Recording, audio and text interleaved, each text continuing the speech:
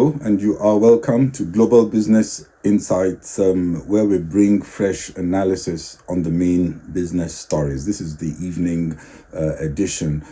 Disney has agreed with Fox and Warner Brothers Discovery to set up a standalone sports streaming application with a full array of college and professional sports. The pay service would start in the third quarter, and it could be bundled with Disney's streaming platform Hulu and Max. Disney shares still down 0.6%. It was down 1.36% at market open. We haven't seen much of an impact from that development. UK house prices were up for the fourth consecutive month in January to the highest level since October 2022, adding to signs of stabilization in the property market as mortgage rates show signs of easing. US markets opened on a flat note, slightly positive, with small caps index Russell 2000 up 0.85% on open. Tech heavy Nasdaq also opened in positive territory, up 0.41%. Dow 30 opened up 0.41%, and S&P 500 also positive, up 0.45%. So pretty flat, but positive all the same. We will look in this episode at how regional banking stocks have been affected by the Moody's downgrade of New York Community Bancorp. Also, they've appointed a new chairman who's been named to stabilize the ship. That has not had such a huge impact on their share price, but we'll talk about what's going on there. Other stories, we look at Snap after it saw a plunge in pre-markets after that weak earnings performance announcement. And regulators say bolts were missing from a Boeing door panel, and that may be why the panel flew off in the middle of a flight, which saw this door panel plug falling off on January the 5th. Also, we'll get an update on the latest on oil markets as we get the latest government energy industry administration data on crude oil inventory. First, we look at what is happening with regional lenders in the US, where we see New York Community Bancorp shares plummeted as Moody's downgraded the bank's debt to junk. That was late yesterday, pointing, according to Moody's, to multifaceted financial risk management and governance issues.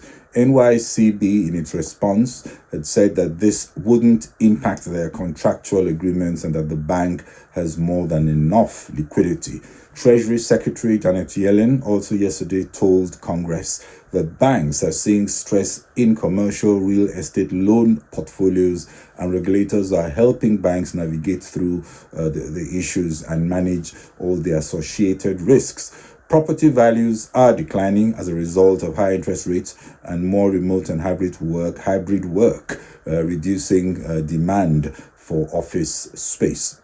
But NYCB also has its own peculiar issues. Analysts point out to investments tied to apartment blocks in Manhattan, where rent controls held back rises in rents. And they've been also impacted by acquisition of Signature Bank, given that their capital requirements have gone up, and they've had to address that as well. When assets lose value, there could be problems, whether it be treasuries, cryptos, or subprime loans and securities. According to the Federal Reserve Chair, Jerome Powell, he says this is a manageable situation, though he signaled there will be some banks that may have to be closed or absorbed in mergers. Regional bank shares have been falling since NYCB announced a surprise loss last week. More losses on commercial real estate and the need to slash its dividend by 71% to beef up its capital. For now, it is not expected that this will lead to the Fed to think of lowering interest rates earlier than signaled. Meanwhile, NYCB stock was down 22% yesterday and has lost over half its value since the start of the year. Analysts see mergers becoming more compelling, also as the reduction of rates in the second half of 2024 could also help plummeting valuations.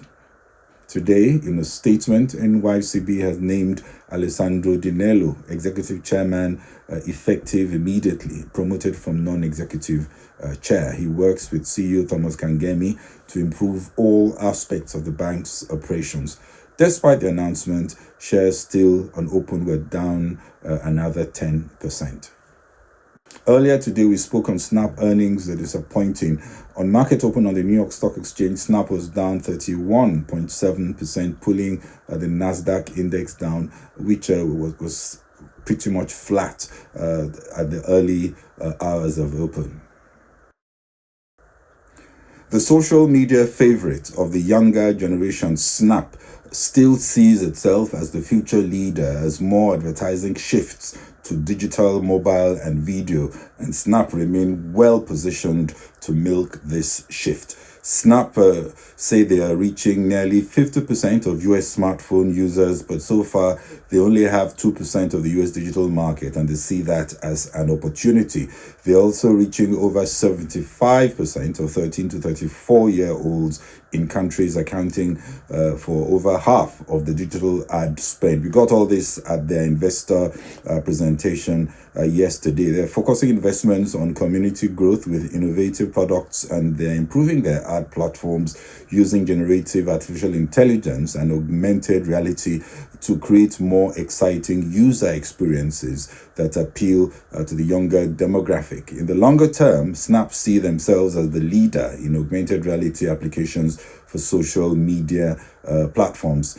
But Snap shares plunged 30% in after hours after they announced quarterly revenue growth lower than Wall Street expectations. The guidance was also weak, and we also got another alert on future layoffs. The business continues to be hit by the downturn in the digital ad market. Q4 revenues rose about 5% year over year to $1.36 billion from $1.3 billion the previous year. Markets had expected $1.38 billion in revenues. Snap would have seen a 7% improvement in revenue. That's 2% extra, but for the war in the Middle East, that's Hamas's attack on Israel. They're also reporting a net loss of $248 million in the quarter compared to $288 million a year earlier, and a loss of $277 million expected by analysts. So it's a slightly lower loss, but a loss of all the same. Global daily active users outperformed expectations at 414 million, better than 412 million expected, while average revenue per user came in at $3.29 less than expected, just slightly. Snap forecast sales for the quarter of $1.095 billion to $1.135 billion. The midpoint of that forecast is less than the $1.117 billion that analysts were expecting. So the guidance is somewhat weaker than expected. They're also announcing plans of reducing their workforce by another 10%. This was after a mid-2022 downsizing in which they eliminated about 1,000 employees. That was 20% of their full-time workforce. Smaller companies like Snap and Pinterest are finding it more difficult to grow in their ad business, unlike larger digital ad drivers like Meta, Amazon, and Alphabet, which all reported double-digit expansion in their advertising units. Snap is also positioning their digital ad platforms more towards the performance advertising business model, which seems to be catching on faster than the traditional brand advertising, which is seeing more drag in demand. And regulators also making life difficult. We saw last week when the Senate Judiciary Committee questioned Snap CEO Evan Spiegel, Meta CEO Mark Zuckerberg, and ex-CEO Linda Yaccarino, TikTok CEO also, accusing them of not doing enough to make their platforms safer for children. Snap shares in after hours were down 32.67%. That was yesterday, set to open way down in negative territory as traders sell. Boeing shares also opened flat on the New York Stock Exchange after an announcement that missing bolts may have been responsible for the door panel that fell off one of its Alaska airplanes after takeoff.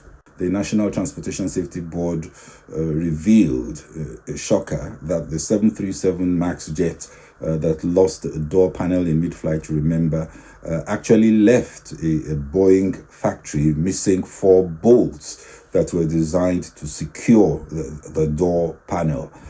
This is the first official account of why or how the door plug fell out from the Alaska Airlines plane 16,000 feet over Oregon on January 5. Boeing had postponed its earnings announcement, obviously having much more to deal with for now, and this incident has already prompted regulators and lawmakers to increase oversight and to bar Boeing from expanding production of its 737 MAX planes to resolve all these outstanding quality issues.